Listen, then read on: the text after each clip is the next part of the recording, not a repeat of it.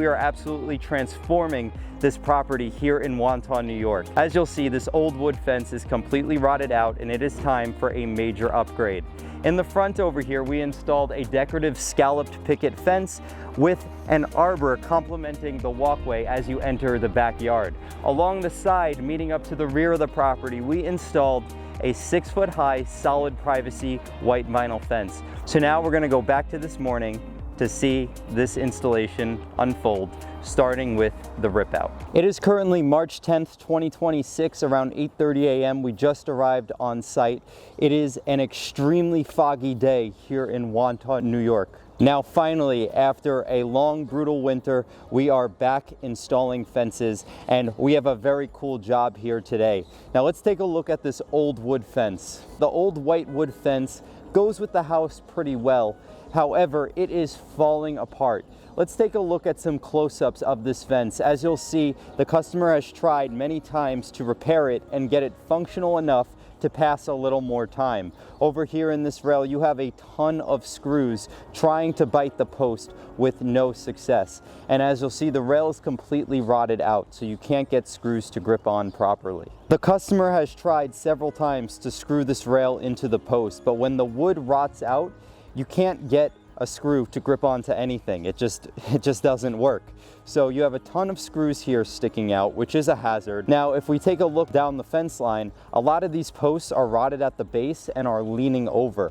So this fence is crooked, it's falling over, you have screws poking out everywhere. It is a hazard and it's time to go. The customer has a party this weekend and he wants out with the old wood and in with a brand new vinyl fence. We're going to look at the property from above.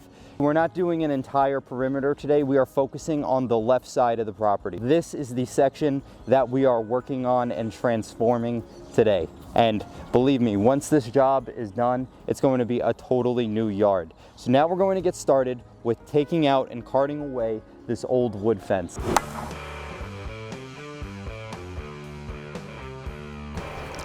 This fence is in such bad shape that it is falling apart as we load it into the truck. Now this fence was installed about 25 years ago, and as you'll see, it's still standing, so you could get substantial life out of a wood fence.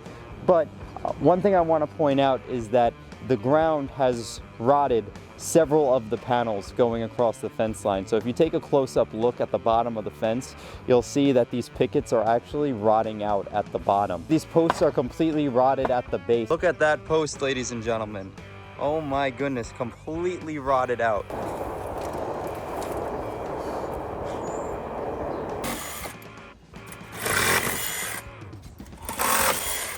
Are you happy to be back to work after a long break? Yes, sir. Long time.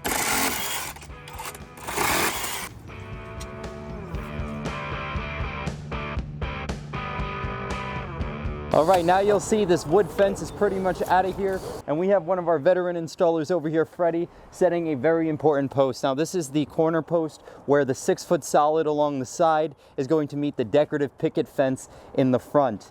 Now, you might be asking yourselves as I show close-ups of the post, if it's a corner, why are there only holes on one side facing the backyard? As you'll see, there's a slight change in grade here. The customer has a bit of a raised garden here in the front. So I didn't want to make these holes ahead of time.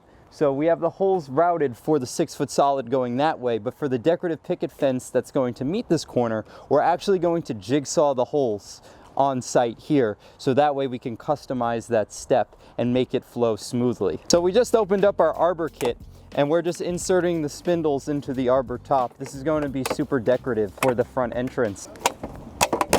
Now as you'll see, this is the Arbor top. Now these are the lattice sides that are going to make up the sides of the Arbor, and you'll see the customer here went with a mini lattice. So this is our 1-inch diamond. So now we're going to put this post next to the house in, so that way we can set our string line going across the front here. Put the cup on because we don't want to be cutting later. When you have a post next to the house, you need to leave sufficient space so that you can fit the cap on top. Don't be the guy who sets the post and then cuts the cap at the end of the day. So now we're getting started with installing our Arbor. Now when you order an Arbor kit, you get 4 Arbor posts that are routed with the holes for the rails that are going to hold the lattice sides. However, we do not route them for the fence that's going to connect to it. So we always trace out the holes and jigsaw them on site. We find that it's just a lot easier, so that way we're not locked into any particular spacing. So as you'll see, Herson here has the post for the picket fence laid out on top of the arbor post. He uses a line post, so that way he can simply insert his pencil and trace the hole. We simply start the sides of the hole with our circular saw and then complete the tracing with the jigsaw. We actually have an entire tutorial on customizing posts on the job site. If you need more detail on this, check out the link in our description. So you'll see we're just going to test it with some rails here and make sure the holes we drilled fit the fence that needs to get inserted inside them. In this case, we have to make it a little bit wider.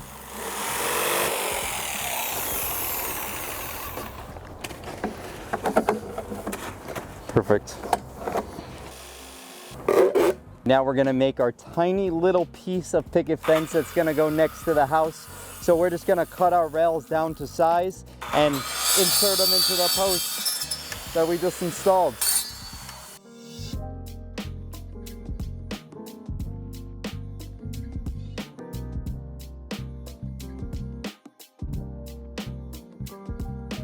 So now we're over here working on the hole for the line post that's going to go in the center of these two decorative sections. We'd like to dig these holes 3 feet deep. That's going to offer a substantial amount of support for the fence. That's the way it's secure and strong, you know, for the wind. Sometimes we get windy right here, so we gotta make it strong. Plenty concrete. Yes, sir. Now you'll see we've got the small section over here assembled. Now we are starting the other side of the arbor. So we're putting our post here. We want to make sure that they're the same height going across. Now we're going to do the same thing with the jigsaw and make the holes for the fence going that way. Now we are completing the installation of the arbor sides. We make sure everything is plumb before adding concrete.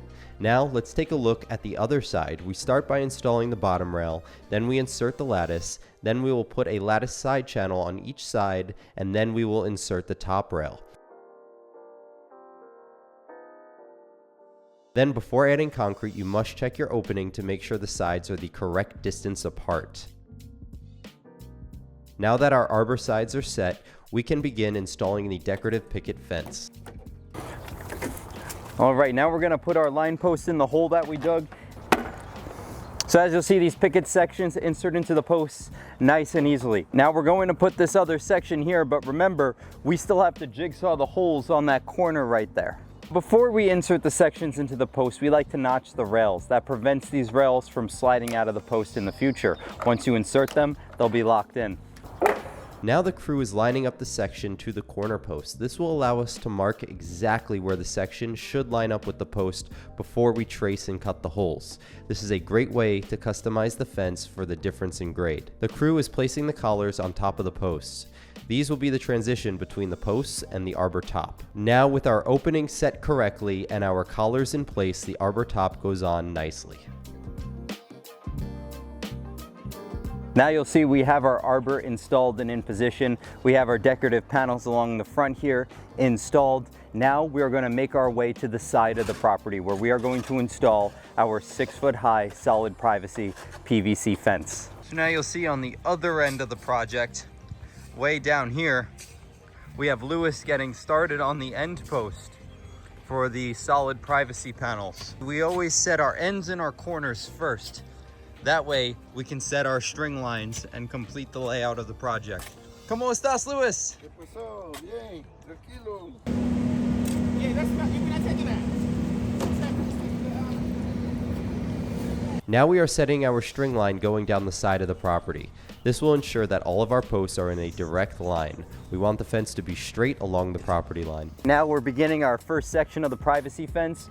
So you see we put our bottom rail into the post that we have secured here, and now we put our next line post in the hole that we already dug. All right, now we're gonna put the top rail in the post we have secured here in the corner, and we're just gonna lightly put it in the line post there. Now as you'll see, the rails make up the structure of the section. They run horizontally on the bottom and on the top, but you'll see this fence is wide open. I could just put my arms through it and brushstroke through the fence. We don't want that. The interior is going to be made up of the boards, and they're going to give you that privacy. So now for the first and the last board, we're going to put a side channel on the picket. That just provides a nice flush transition between the board and the post. Now these are tongue and groove boards, so the boards interlock nicely. That provides that full privacy. There are no gaps in this fence.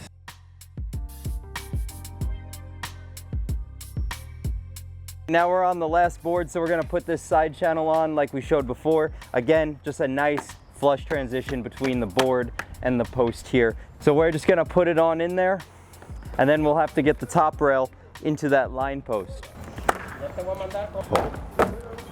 Now we're going to go ahead and secure this post. We're first going to surround the post with dirt. Then we're going to hold the post plumb and tamp that dirt nice and compact. So that way we can then surround it with a substantial amount of concrete.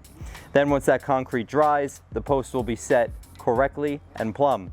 Then after the concrete, we're going to put on a thin layer of dirt. That way when the customer plants grass, it'll grow all the way around the post. And even if the customer doesn't plant grass, you don't want to see concrete footings around each post. It doesn't look nice and residential. So you want to cover up that concrete with a thin layer of dirt. Now you see, once you have the layout figured out, your string lines are set, and you have all your parts in order, this fence really goes up nice and smoothly. Now I'm going to speed things up, and we're going to finish this line of 6-foot high privacy vinyl fence.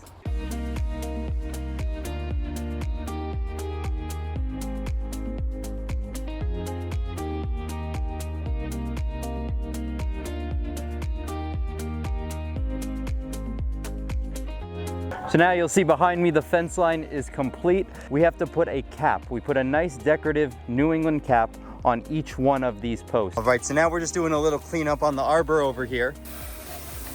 Now the arbor is nice and clean, and we are going to hang this beautiful gate that is going to go right here. Now you see we could just adjust these hinges to make the gate nice and level.